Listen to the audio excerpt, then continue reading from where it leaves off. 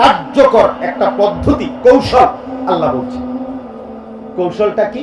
কৌশলটা হলো নবী সাল্লাল্লাহু আলাইহি সাল্লামের দরবারে ওনার সম্মুখে গিয়ে হাজির হওয়া। নবীজির সামনে গিয়ে দাঁড়া।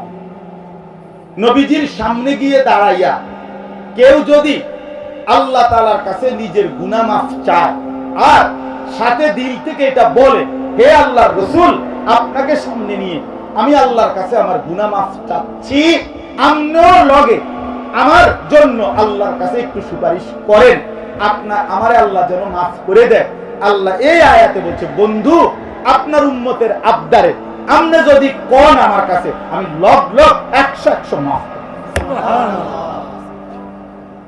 আপনি শুধু শুধু কইলেন এইটাই ওয়ালাউ আন্নাহুম ইয যালামু আনফুসাহুম, রব্বুল আলামিন বলেন আমার বান্দারা যদি পুরা জিন্দেগি গুনাহ করে ফেলে, নিজের উপরে জুলুম করে ফেলে, গুনার সাগর যদি পাহাড় পরিমাণ গুনাহ করে ফেলে, কোটি কোটি গুনাহ যদি করে, জাউকা এরপরে আপনার সামনে আসে, আপনার সামনে হাজির হয়, ফাস্তাগফিরুল্লাহ এরপরে আপনাকে সামনে নিয়ে যদি আমি আল্লাহর কাছে গুনাহ মাফ চাই, ইস্তিগফার করে, ওয়াস্তাগফারা লাহুমুর রাসূল আর তাদের জন্য আপনি রাসূলও যদি আমি আল্লাহর কাছে একটু মাফ চান, মানে সুপারিশ করেন, আপনি বন্ধুও যদি বলেন যে আল্লাহ আমার এই উম্মতকে আপনি মাফ করে দেন,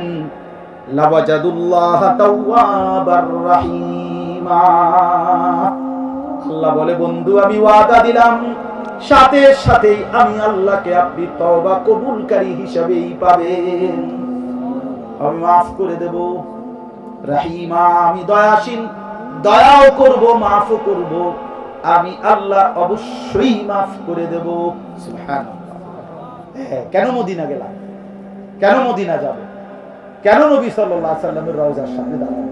এইজন্য আমার যে গুনাহ মাফ দরকার, দরকার না? আমার যে মাগফিরাত দরকার, আমার যে জাহান্নামের আযাব থেকে বাঁচা দরকার, এইজন্য যাব, এইজন্য যাব, এইজন্য যাব। এজন্য রাসূলুল্লাহ সাল্লাল্লাহু আলাইহি ওয়াসাল্লামের একটু আগে বললাম সমস্ত উলামায়ে কেরাম এই ব্যাপারে একমত, যে কোনো ব্যাপারে নবীজির জীবিত থাকাকালীন যেই হুকুম, ইন্তেকালের পরেও সেই হুকুম। কথা বুঝেন না? তাহলে আল্লাহ বলছে আপনার সামনে এসে যদি কেউ মাফ চায় আমি আল্লাহর কাছে, আপনিও যদি বলেন তাইলে আমি মাফ করে দেব। এটা জীবিত থাকাকালীন যেমন, ইন্তেকালের পরে এখন রাসূলুল্লাহর মদিনা রওজা আতহারের সামনে দাঁড়াইয়া বললে, আর নবী যদি আমার দিলের দরদ আর ব্যথা দেখে, নবীর মহব্বত অনুসরণ দেখে, আর রাসূল সাল্লাল্লাহু আলাইহি সাল্লাম যদি কুদ্দুর বলে, খোদার কসম আল্লাহ মাফ করে দেবে। মাফ করে। এটার প্রমাণ এই একটা প্রমাণ বলে শেষ করছি। কিতাবের মধ্যে, সব কিতাবে একটা বিখ্যাত ঘটনা আছে। একজন বড় বুজুর্গ ছিলেন, উবাইদুল্লাহ আল আতবী রাহমাতুল্লাহি আলাইহি, ওনার নাম আতাবিও বলে। তো এই বুজুর্গ আল্লাহর ওলি, আল্লাহর এক নেক বান্দা। নবীজি সাল্লাল্লাহু আলাইহি সাল্লামের ইন্তেকালের পরে একবার এই বুজুর্গ নবীজির রওজা শরীফ মদিনা, নবীজি সাল্লাল্লাহু আলাইহি ওয়াসাল্লামের রওজার পাশে দাঁড়িয়ে আছেন। তো এই অবস্থায় একজন সহজ সরল মুসলমান, সাধারণ মুসলমান, এই লোকটা আয়েশা নবীজি সাল্লাল্লাহু আলাইহি সাল্লামের রওজার সামনে, সেই লোকটা এসে দাঁড়ায়, এই বুজুর্গও পাশে দাঁড়ায়। শুনতেছেন কথাটা? এইটাই শেষ কথা, এই শেষ ঘটনাটা বলতেছে। সব কিতাবে, আরবি, উর্দু, বাংলা, নবীজির মদিনার ফজিলত, জিয়ারতের ফজিলতের উপরে যত কিতাব আছে ওখানে আছে এই কথাই, ঘটনাটি। তো এই লোকটা, ওই যে সাধারণ গ্রাম্য সহজ সরল মুসলমানটা আইসাই, এই লোকটা দাঁড়াইয়া ওই বুজুর্গ পাশে শুনতেছে। লোকটা আইসাই নবীজির রওজা পাকে সামনে দাঁড়িয়ে বলল, ইয়া রাসূলুল্লাহ, আমি আল্লাহর কোরআনের এই আয়াত আমি শুনেছি, পড়েছি যে আল্লাহ বলছে আপনাকে সামনে নিয়ে আপনার কাছে যদি কেউ মাফ চায়, আরে আল্লাহর কাছে কেউ মাফ চায় আর আপনিও যদি একটু সুপারিশ করেন তো আল্লাহ মাফ করে দিবে। ইয়া রাসূলুল্লাহ, আমি আসছি আপনার সামনে, আমি আল্লাহর কাছে মাফ চাইতেছি। আপনি বলতে কোন আমল কি? এই লোকটা বলছে, ও সাধারণ, যে আপনার কাছে আমার অনুরোধ, আমি মুস্তাগফিরান বিযুনুবি, আমি আমার গুনাহের জন্য মাফ চাচ্ছি, ওয়া মুস্তাশফিআন বিকা ইলা রাব্বি, আর আপনার কাছে আপনার মাধ্যমে আল্লাহর নিকট বলার জন্য আপনার কাছে একটু সুপারিশ চাচ্ছি। আপনি কতটুকু সুপারিশ কোন আমার লাগে? এই কথা বলে এই সাধারণ লোকটা, সহজ সরল মুসলমান, এই লোকটা আপনার এরপরে একটা 4টা শের পড়ছে, 4টা লাইন নবীজির মহব্বতে কবিতা আবৃত্তি করছে। ইয়া খায়রা মান দুফিনাত বিল কা'i আযমুহু ফাতাবা মিন তিবিহিন্নাল কা'u ওয়াল আকাম নাফসিল ফিদাউ লিকবরিন আনতা সাকিনুহু ফীহিল আফাফু ওয়া ফীহিল জুদু ওয়াল কারাম। এটা নবীজির প্রশংসার বাক্য কিছু। এই 4টা শের বলে লোকটা চলে গেছে। এই বুজুর্গ বলেন, ওবাইদুল্লাহ আল আতাবি রাহমাতুল্লাহ আলাইহি বলেন, একটু পরেই নবীজির রওজা থেকে বের হয়ে আমি এক জায়গায় বসছি, আমার একটু হেলান দেওয়াতেই আমার চোখে ঘুম চলে আসছে। ওই বুজুর্গ যিনি দাঁড়াইয়া শুনছিল লগে কথা বুঝছিল, কসম আল্লাহ, ওই বুজুর্গ বলেন সাথে সাথেই চোখ ঘুমের থেকে ঘুমে যাওয়াতেই, ঘুম আসাতেই আমি নবী সাল্লাল্লাহু আলাইহি সাল্লামের স্বপ্নে নবীজির জিয়ারত নসিব হয়েছে। আর নবীজি সাল্লাল্লাহু আলাইহি সাল্লাম বললেন, আমাকে বলছেন, এখন আলহিক, তুমি ওই বেদুইন, ওই আরবি যে লোকটা একটু আগে আমার সামনে দাঁড়াইয়া আমার প্রশংসার বাক্য বলছে, আমার কাছে সুপারিশ চাইছে, তুমি তার এখন গিয়া বলো আমি তার জন্য সুপারিশ করছি আর আল্লাহ তারে পুরা মাফ করে দিয়েছে। আচ্ছা, এটা যে বাস্তব সত্য গল্প কাহিনীটা, এই ঘটনাটা, এটার প্রমাণ কি জানেন? প্রমাণ হলো এখনো, আজকে 1000 বছর 100 বছর পরেও এখনো, আজকের এখনো রাসূলুল্লাহ সাল্লাল্লাহু আলাইহি সাল্লামের রওজা মুবারক যেখানে দাঁড়িয়ে সালাম দেয় হাজী সাহেবরা, যেখানে দাঁড়ায়, এখানের মাঝের 2 খুঁটিতে ঠিক মাঝখান বরাবর, আমি প্রতি বছর গেলে যখনই যাই আমার হাজী যারা লগে থাকে আমার সাথে, তারপরে দেখাই স্বর্ণের অক্ষর, স্বর্ণ দিয়ে মোড়ানো অক্ষরে এই 4টা শের কবিতার এই লাইন 4টা এখনো আছে, আজও আছে, এখনো আছে, এখন আমি দেখাই। ওই বেটা এটার কথা, এই সাধারণ এই লোক কিন্তু বলছেটা কি? হ্যাঁ মিয়া, আজও আছে। সবাই ওই হাজী সাহেবরা তো এমনি সাধারণ, অনেকে তো পড়তে পারে না, এটা বোঝে না, মানে কত কথাই তো লেখা আছে, এটা ওই বেদুইনের শের যে নবীজির ভালোবাসায় নবীজির সামনে দাঁড়িয়ে এটা পড়ছিল এবং আল্লাহর কাছে ইস্তিগফার করছে, সুপারিশ চাইছে নবীজির কাছে। এই জন্য বাপ 2 কথা আজকে বললাম। 1 নম্বর কথা হলো রাসূলুল্লাহ সাল্লাল্লাহু আলাইহি সাল্লামকে যদি ভালোবাসে অনুসরণ করতে, আর নবীজিকে প্রেরণের উদ্দেশ্যই নবীজির অনুসরণ, বলেন না কি? আর 2 নম্বর কথা হলো মক্কা এবং মদিনার জিয়ারত, আল্লাহর ঘর এবং রাসূলের রওজা পাকের জিয়ারত, এটার স্বপ্ন দেখবেন। কি বল? এটা দিলের মধ্যে তামান্না করবেন, মনে মনে বলবেন, মনে মনে চেষ্টা করবেন, প্রস্তুতি নিবেন যে মাওলা আমি কখন আপনার ঘর দেখব, আমি রাসূলের রওজায় যাব, ওই কালো গিলাফ দেখব কখন, ওই সবুজ গম্বুজ দেখব কখন, আপনার বন্ধুর সামনে দাঁড়াবো কখন। আমার রুমমেট একজন ছিল আমার সাথে, ও বেচারারে আমি এমনি ভালো ইঞ্জিনিয়ার, অনেক কিছু শিখাইছি, এটা এটা কইবেন, কেমনে সালাম দিবেন, কেমনে কি করবেন, খুব ভালো মানুষ। উনি রাসূলুল্লাহ সাল্লাল্লাহু আলাইহি ওয়াসাল্লামের রওজা শরীফের সামনে কাছে গিয়ে বাইর হইয়া পড়ে আমার ওই ফজর আমি সব ভুলে গেছি, আমি আর কিচ্ছু মনে নাই, কি বলবো, আমি নবীজির সামনে দাঁড়িয়ে ভাবতেই সব ভুলে গেছি। এই জন্য বাপ, এটা কেমন অনুভূতি বিশ্বাস করেন, এটা বোঝানো সম্ভব না।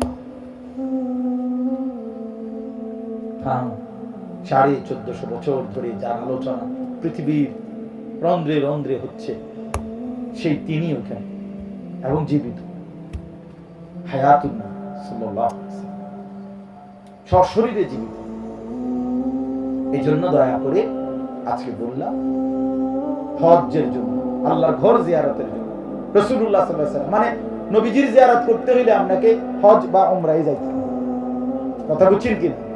এটার স্বপ্ন দেখে, প্রস্তুতি নেন।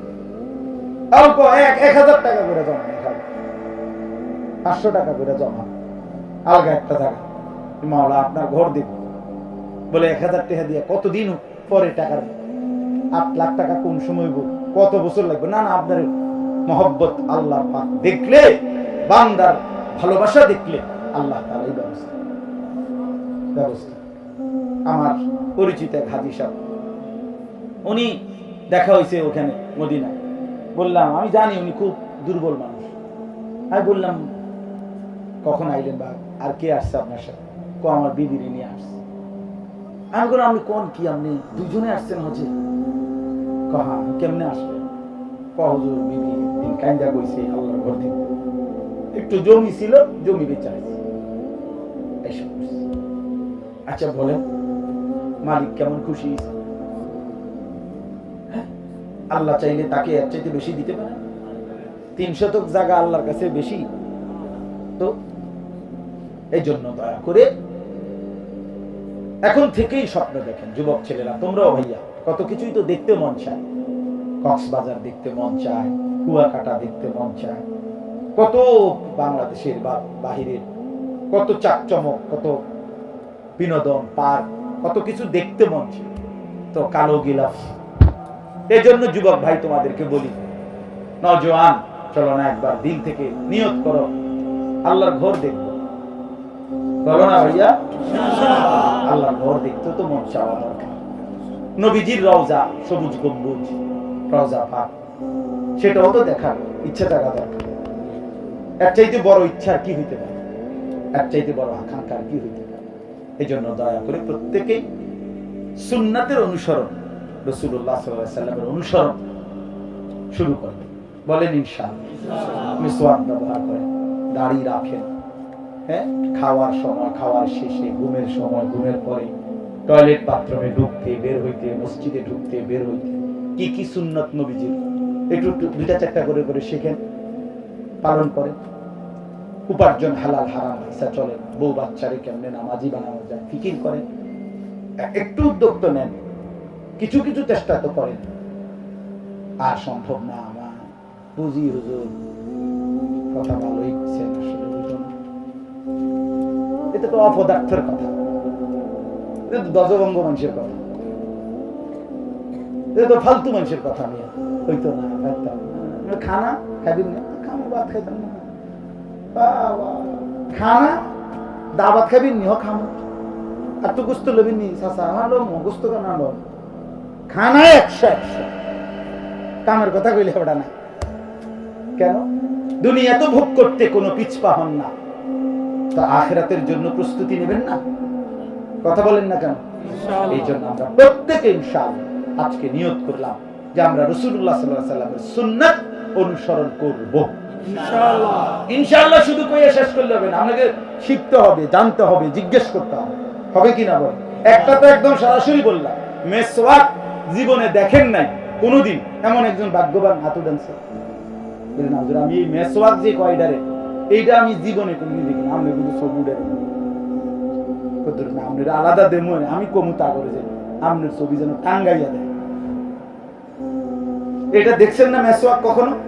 কথা বলেন না কেন? অতএব এই মেসওয়াক অ্যাভেলেবেল কিনতে পাওয়া যায় না?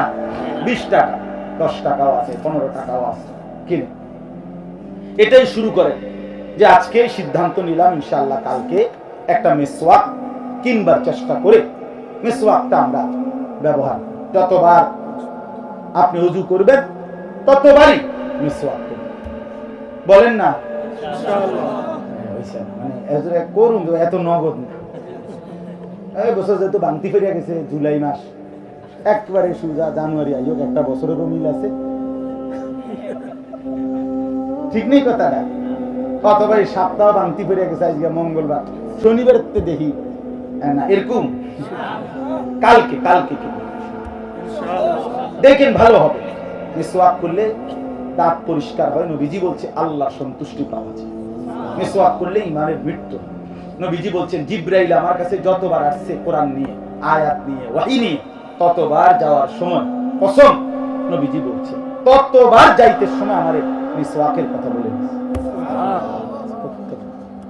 যতবার আসছে জিবরাইল, শুধু কোরআনের আয়াত নিয়ে আসছে জিবরাইল আলাইহিস সালাম নবীজির কাছে 24,000 বার। কয় হাজার বার? তো মিসওয়াকের কথা বলছে কয়বার? জি জি। একটা শুধু বলি, আপনি এই সুন্নতটা অনুসরণ করুন। এটা কওমি মাদ্রাসার হুজুরগো সুন্নত না, না কথা আবার অ্যালার্জি আছে, ব্যারাম, বুঝেন না কথা? এটি ওয়াহাবির গোয়া না, এটা ওয়াহাবির না, এটা নবীজির আমল। কথা বলেন না কেন? মিয়া, এটা রাসূলুল্লাহ সাল্লাল্লাহু আলাইহি ওয়াসাল্লামের আমল। ঠেলা দিয়া ধাক্কা দিয়া খোঁচা মাইরা ফেলে দিয়েন না, হাসরের ময়দানে আটকে যাবে। দুনিয়া চলবে মিয়া, বাপ মাছ গরুর গোশত ভারবের মুরগা ইডি বন্ধ হইতো না, ইডি চলছে বালে। খানা দানা আটকাইতো না, আখিরাত আটকাইতো, পরকাল আটকাইতো। আজকে সবক সুন্নাত মোতাবেক জীবন গড়ব ইনশাআল্লাহ। মক্কা মদিনা সফর, আল্লাহর ঘরের জিয়ারত, রাসূলুল্লাহ সাল্লাল্লাহু আলাইহি ওয়াসাল্লামের জিয়ারতের স্বপ্ন, প্রস্তুতি, চেষ্টা, আকাঙ্ক্ষা করব ইনশাআল্লাহ।